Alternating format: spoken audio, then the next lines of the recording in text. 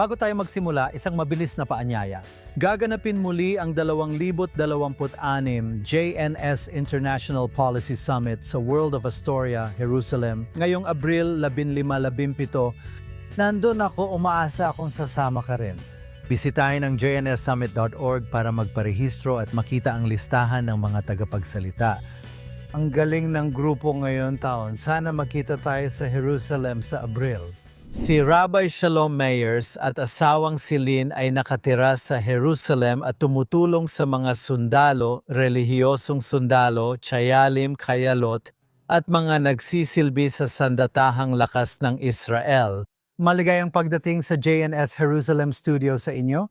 Maraming salamat. Ikinagagalak ko. Salamat, Rabbi Myers. Pwede mo ba kaming kwentuhan ng kaunti tungkol sa magagandang ginagawa mo na hindi alam ng marami?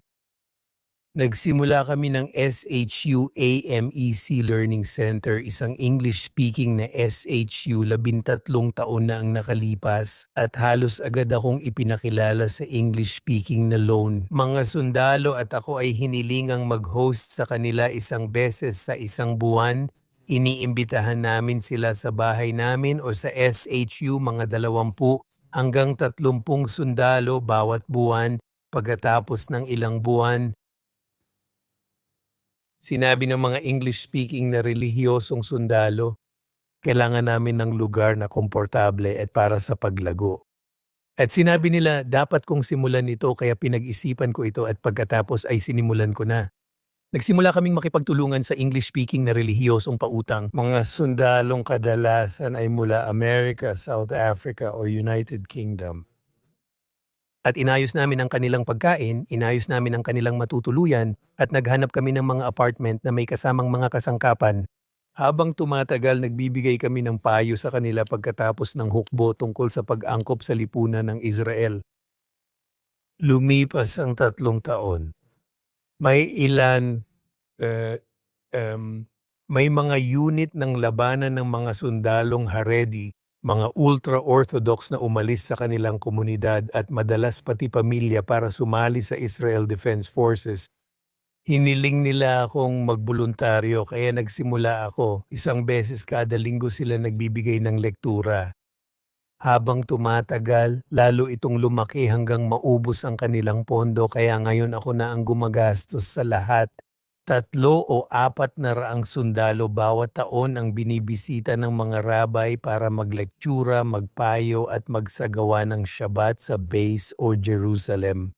Tinutulungan din namin sila sa pag-aaral matapos ang serbisyo sa hukbo. Kaya para kaming magulang nila. Ito ang mga natatanging sundalo, ngayon naman ang mga Haredi sundalo ng Israel.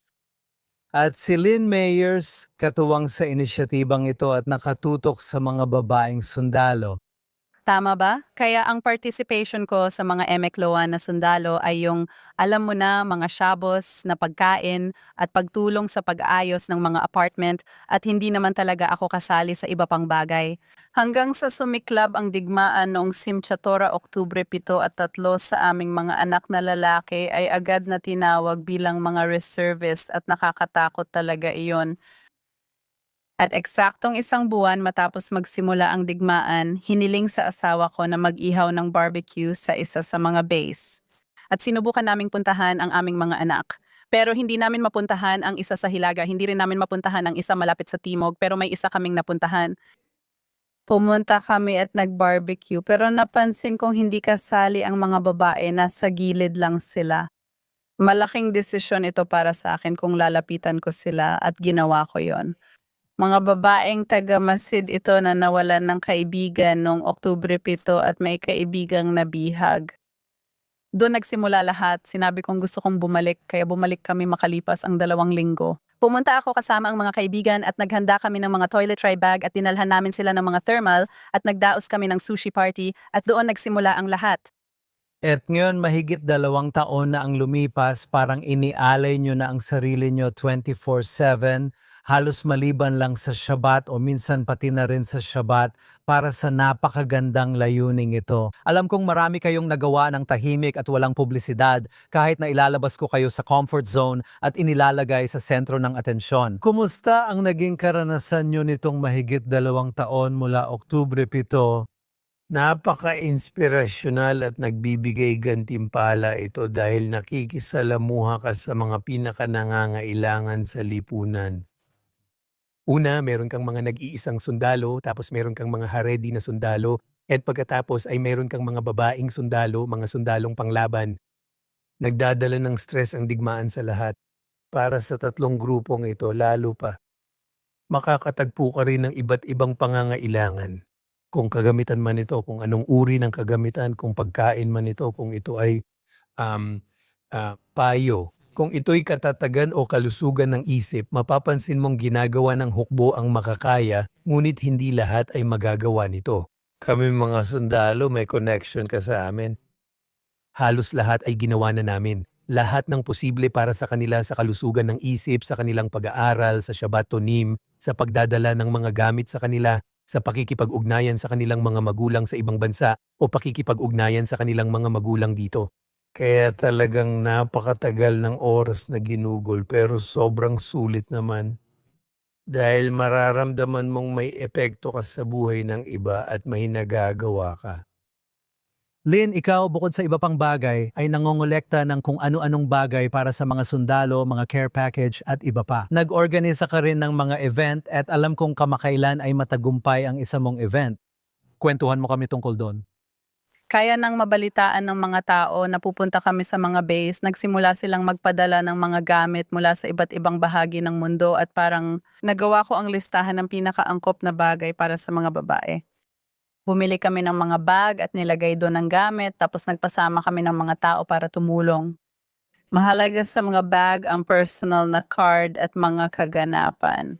Katapos lang ng ika-81 naming kaganapan na talagang kamangha-mangha, kasama ito ng grupo ng mga babaeng seminaryo na dumating at naging malaking kaganapan. Layunin nito na ipakita ang pagkakaisa at suporta. Ang mga kabataang babae ay iniaalay ang kanilang pinakamagagandang taon para sa Amisrael.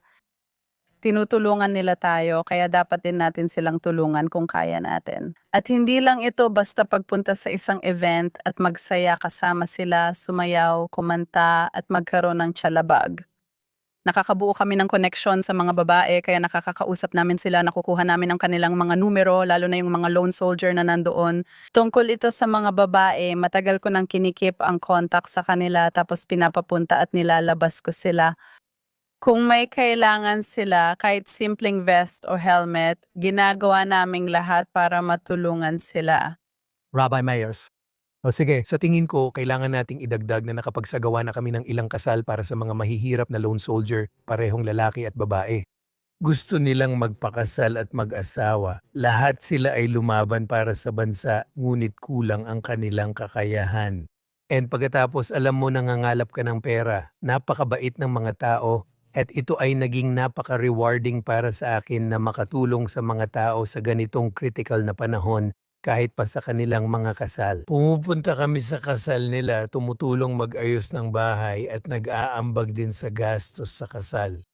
nabanggit mo ang pangangalap ng pondo kaya siguradong tatanungin ng mga nanonood saan mo kinukuha ang pondo. Lahat ng pondo namin ay galing sa donor. Wala kaming natatanggap mula sa gobyerno, militar o city council.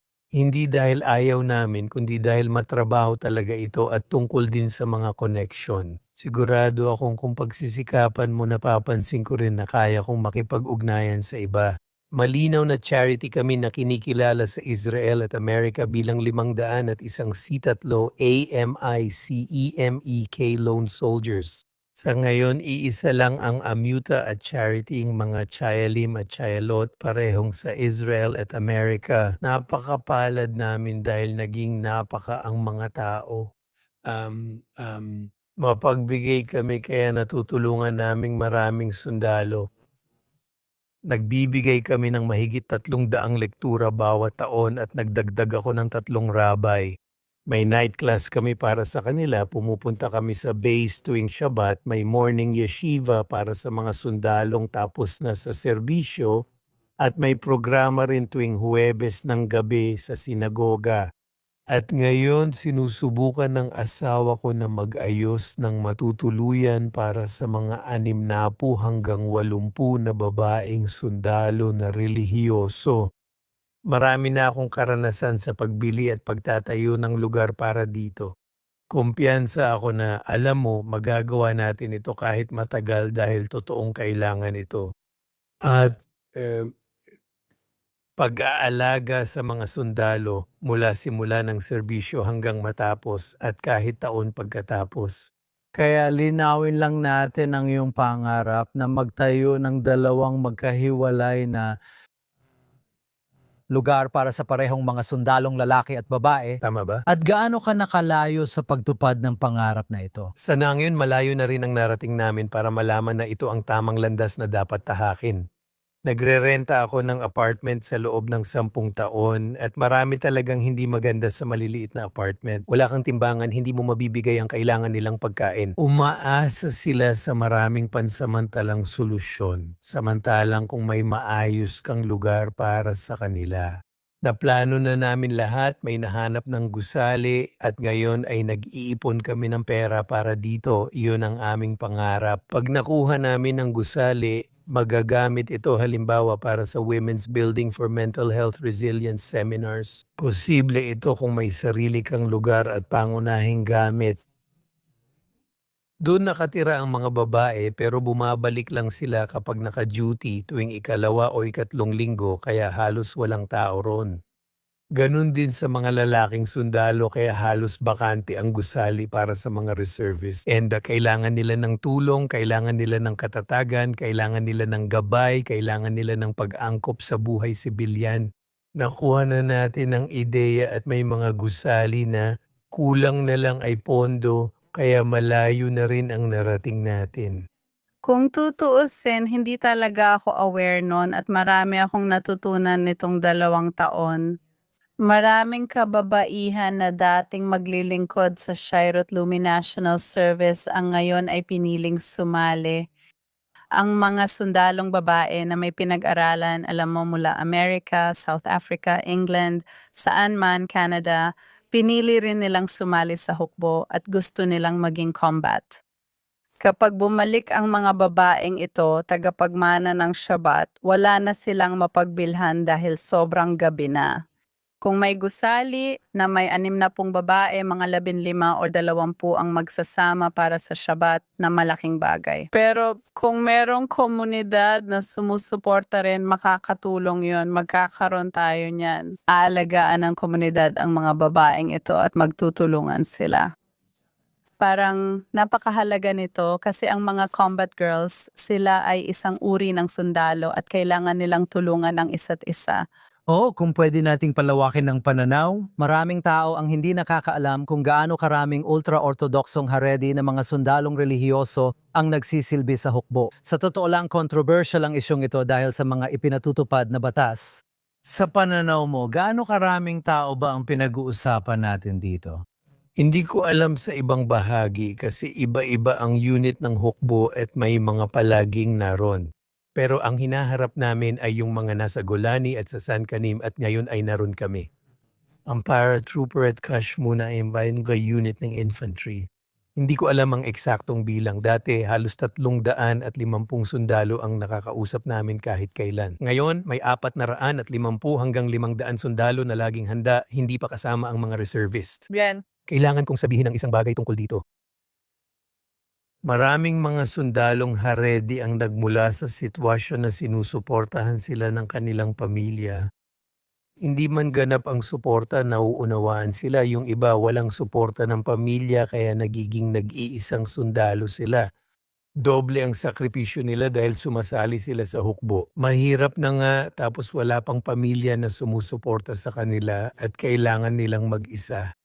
And alam mo, napakalaki ng epekto, tulong at malasakit na maaari mong ibigay sa kanila. Dahil ang kanilang ambag ay sukdulan. And pagkatapos ng hukbo, ang kanilang ang pag-angkop nila sa buhay sibilyan ay magiging mas mahirap. Kaya tumulong kami na magtatag ng mga programang pang-education kung saan maaari silang masuri at makapasok sa unibersidad o kolehiyo ayon sa kanilang kakayahan. Kaya ako ay talagang um, nagpapasalamat ako na nabigyan ng pagkakataon makita ito hanggang dulo sa mga lugar na ito. Kung gusto nilang malaman pa ang ginagawa mo at tumulong, ano ang masasabi mo sa kanila? Sasabihin ko, salamat po. May website kami, AMEC Loan Soul, EMEK, kung saan pwede kayong mag-donate, makita ang detalye at makipag-ugnayan sa amin. Kapag pumunta kayo sa Israel, maaari namin kayong dalhin sa base. Makikita ninyo kung ano ang ginagawa ninyo para sa mga lalaki at maaari rin namin kayong dalhin sa base ng mga babae. Laging dinadala ng asawa ang mga tao kahit dayuhan sa karamihan ng base na mababa ang seguridad. Para makita ninyo ang ginagawa namin at makihalubilo sa mga sundalo, lubos itong inirerekomenda. Makikita ninyo ang mga gumagawa nito at talagang nakakaantig para sa lahat. Malinaw na naririnig ng tao ang inyong punto. Kwentuhan mo naman kami tungkol sa iyong pinagmulan at pamilya. Lynn, gusto mo bang magsimula? Pareho kaming mula Cape Town, nag-aliya noong 1985 at napalaking pamilya namin dito sa Israel. At ang asawa ko ay dumating bilang isang accountant, ako naman ay isang lisensyadong arkitekto at pinatakbo ko ang sarili kong opisina ng 40 taon. At ano ang nagtulak sa inyong dalawa na lumipat mula sa inyong original na profession papunta sa ginagawa ninyo ngayon? Ang pagbabago ng profession ko mula accountant papuntang rabbi ay isang unti-unting proseso. Simula nang bumalik ako mula yeshiva pagkatapos ng high school, palagi na akong kasali sa rabbinics at nag-aral din sa universidad. Palagi akong namumuno ng mga shoal at ako ang naging reverend ng mga sapatos at habang lumilipas ang panahon, mas naging malalim ang paglahok ko rito. And pagkatapos nagtrabaho ako ng mag-isa bilang accountant sa Israel tuwing gabi, at nagpatuloy akong mag-aral ng ilang taon hanggang sa lumipat ako sa rabbinics. And pagkatapos itong bagong yugto ng alam mo na pakikitungo sa mga sundalo ay isang bagay na alam mo hindi kami naniniwala sa tsamba, naniniwala kami na ito ay hash gacha. May banal na plano. Ako ang tamang lalaki, ang aming asawa, ang tamang babae sa tamang oras at lugar. Na nung lahat ng mga bagay na ito ay ipinagawa sa amin, ginawa namin ang mga ito. Nalaman naming may kakaibang kakayahan at pinagmulan kami para tumulong sa nag-iisang sundalo, sundalong Haredi at mga babaeng sundalo. At nakaka-overwhelm ito dahil napakarami nila at napakalaki ng pangangailangan. Pero lubos kaming nagpapasalamat na nagagawa namin ito. Hula ko ang Oktubre 7 ang nagtulak sa'yo mag full-time dito. Inialay mo ang sarili mo rito. Ano ang pinaka-highlight sa inyo? Alam kong traumatiko ang nangyari pero marami kayong nagawang mabuti. Ano ang pinaka-highlight para sa iyo nitong mga taon? Di ko alam paano ipaliwanag. Hindi ko talaga balak, ang gusto ko lang ay magretiro, hindi magtayo ng organization. At nangyari lang ito ng kusa.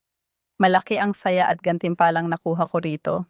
Pakiramdam ko, ito ang nagtulak sa akin sa gitna ng digmaan para mag-focus sa paggawa ng mabuti sa mga sundalo. Nakatulong iyon sa akin mag-focus sa positibo kahit mahirap ang panahon at milagro talaga ito. Pinakamataas na punto para sa akin ay nakilala ko ang mga kamangha-manghang tao na di ko makikilala kung di ito nangyari. Nakikita natin ang kabutihang loob ng mga tao sa mundo. At sa bawat pagkakataon na nagbibigay tayo, bumabalik din sa atin ang mga biyaya. Ganon talaga yon. Rabbi Mayers, para sa akin ang highlight ay nung nasa base ako. Nagiging emotional talaga ako. Kapag kasama ko ang mga paratrooper. Maraming beses akong pumunta sa OTF Aza, ang paligid ng Gaza bago pumasok ang mga sundalo. Nag-barbecue kami, kinausap at hinikayat sila, tapos nung bumalik kami pareho, nag-barbecue ulit kami. Pinag-usapan namin ang karanasan nila at kumuha ng video. Kapag naaalala ko yon, talagang mahirap ang panahon para sa lahat, masaya akong nandun ako. And pagkatapos ay may mga Shabbaton sa base at may mga Shabbaton sa Jerusalem at talagang nagkakaroon ka ng pagkakataon na makasama sila. At nakikita mo na talagang kamangha-mangha ito. Ang ginagawa nila, hindi lang tayo nabubuhay sa kasaysayan, sila mismo ang gumagawa ng kasaysayan. At sa militar, napakaraming tao at porsyento ng mga tao ang talagang pumupunta sa harapan. Kapag ang Gaza ay napakaliit, hindi ko alam ang eksaktong porsyento pero lagi kong hinaharap yon.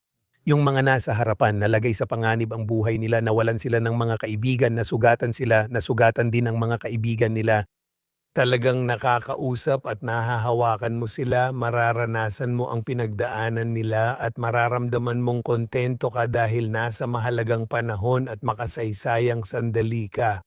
Bilang rabbi, ano ang natutunan at mensahe mo para sa mga manonood natin sa mundo? Ang mensahe ko ay mayroong banal na plano, may plano ang makapangyarihan na hindi mo laging nakikita pero alam nating nariyan siya.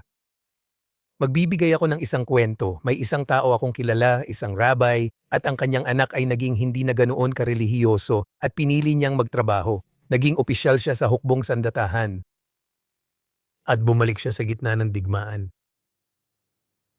At sinabi niya sa kanyang ama, "Dad, ang kanyang ama ay isang rabbi, naniniwala ka ba sa Diyos?" Sabi ng kanyang ama. Sabi niya, "Jesus, hindi ako naniniwala sa Diyos. Nakita ko ang Diyos." Sa madaling salita, nakakakita ka ng napakaraming himala at nakakakita ka ng napakaraming kamanghamanghang bagay ng pagliligtas, ng pag-uugali, ng tinatawag nating Hashgacha Pratit. Ito ang panahon na maari mong buksan ang iyong puso at malaman na tayo ay ginagabayan. At kailangan nating kunin ang mga sandaling iyon at ang mga bagay na iyon at ituon ang mga ito sa mabuti at makabuluhang layunin. At Lynn, habang papalapit tayo sa pagtatapos ng panayam, ano ang iyong mga salita? Ano ang iyong mensahe sa mga nanonood? Lubos lang akong nagpapasalamat sa lahat ng bagay at umaasa akong patuloy na mapagtatanto iyon ng lahat. Merong mga kailot itong mga babaeng sundalo sa hukbo at ang ginagawa nila para sa atin at patuloy nilang susuportahan tayo dito. Tama si Mohazad, napaka-historical talaga ng panahong ito. Alam na namin noon pa na hindi lang ito proyektong pangdigmaan kundi dapat naming ipagpatuloy at tulungan lalo na ang mga kababaihan. Lumalaban sila, marami ang nasa labanan. Hindi naman lahat pero mas nasa likod sila kumpara sa mga lalaki at kailangan ang suporta. Huling salita, Rabbi Mayers. Steve, salamat sa pag-imbita at sa paglabas namin mula sa aming pagiging hindi kilala. Masaya akong makausap ka at umaasa akong naiparating namin kung ano ang ginagawa namin. Makakaigda ng mga tao na may gawain para sa lahat na maaring mag-ambag ng oras, kaalaman at yaman. Dahil sa nakikita nating hinaharap, magkakaroon tayo ng militar at ang militar ay palaging kahit panahon ng kapayapaan nananatiling hamon ito, iba pa rin ito sa buhay sibilyan. Kailangan ng tao ng suporta at kapag alam nilang may suporta tayo, mas gumagaan ang kanilang trabaho. Rabbi Shalom Myers at Lynn Myers, maraming salamat sa pagsama sa amin dito sa JNS Studio.